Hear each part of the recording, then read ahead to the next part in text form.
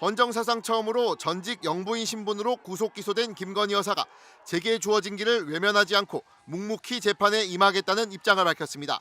김 여사는 오늘 구속 기소된 직후 변호인단을 통해 앞으로도 그 어떤 혐의에 관해서든 특검 조사에 성실하게 출석할 것이라는 입장문을 냈습니다.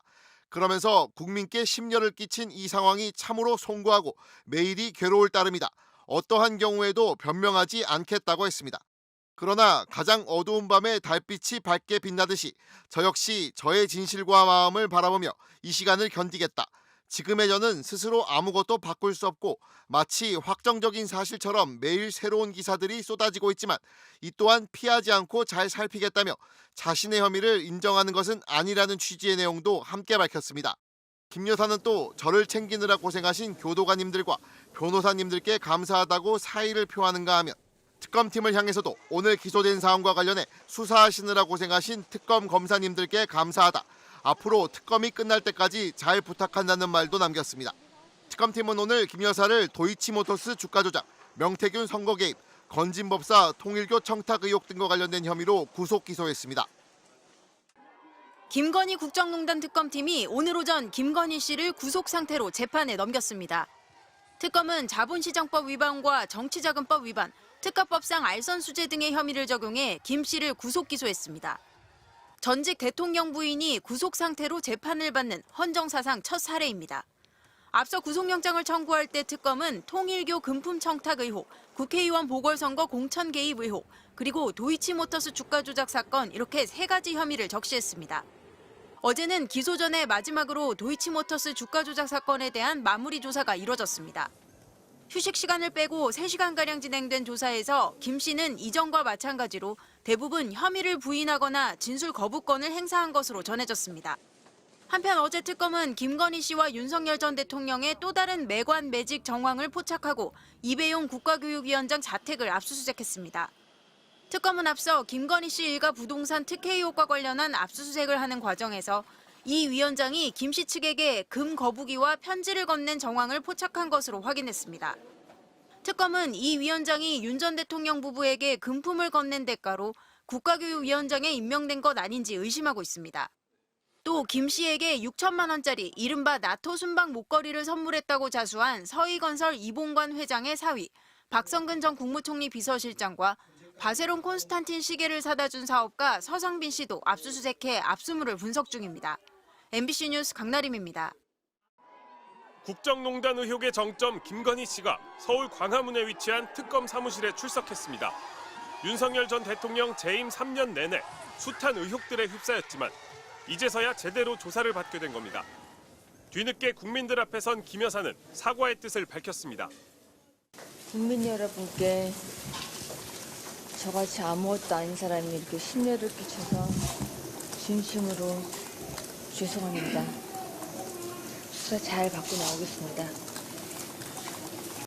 전직 영부인이 특검 수사 대상이 된 것도 공개적으로 수사기관에 출석하게 된 것도 모두 이번이 처음입니다. 김 여사는 스스로를 아무것도 아닌 사람이라고 말했지만 특검은 피의자로 부르며 조사하고 있다며 혐의가 있음을 분명히 했습니다. 오늘 조사 대상만 5가지 의혹에 달할 정도로 혐의는 광범위합니다.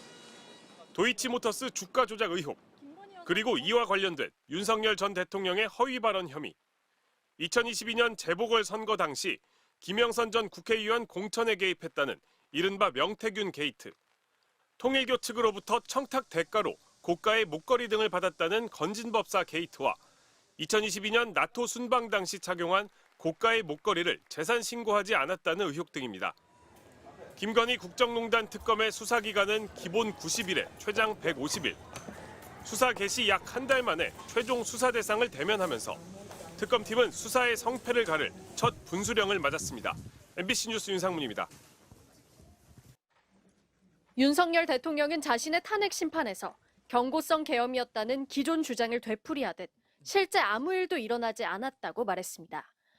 실제 아무런 일도 일어나지 않았는데 뭐 지시를 했니, 지시를 받았니, 호수 위에 떠 있는 달 그림자 같은 거를 쫓아가는 그런 느낌을 좀 많이 받았고요. 아무 일도 일어나지 않았으니 잘못이 없단 취지의 발언입니다. 야권에서는 즉각 맹비난을 쏟아냈습니다. 친위 군사 쿠데타 사건을 희화화하는 것도 모자라 국민을 모욕하는 발언이란 겁니다. 무슨 한여름밤의 꿈 정도로 만들려고 하는 거 아닌가. 실실 웃으면서 아무 일도 없었다고 말할 사안입니까? 나라가 완전히 망할 뻔했습니다. 아무나 잡아가 고문하고 영장 없이 체포 구속하는 완벽한 후진 군사 정치 국가로 만들려 했는데도 어떻게 아무 일도 없었다고 말할 수 있냐며 정신 차리라고 비판했습니다. 여당 내에서도 쓴소리가 이어졌습니다. 계엄 목적을 달성하지 못했을 뿐 계엄이 벌어진 사실이 없던 건 아니라고 지적했습니다. 아무 일도 일어나지 않진 않았죠. 군대 들어오는 것까지는 확인했기 때문에 이 말은 저한테는 약간 공허하게 들립니다. 피를 흘려야만 무슨 일이 벌어진 거냐는 비판에 사람들이 시민들이 피를 철철 흘려야지 무슨 일이 벌어지는 건 아니지 않습니까? 말인지 막걸리인지 모르겠다는 원색적인 표현도 나왔습니다. 다만 개별 인사들의 발언과 달리 국민의힘은 탄핵 심판에 대한 당 차원의 직접 언급은 적절치 않다며 공식 입장을 밝히지 않았습니다. MBC 뉴스 김지인입니다.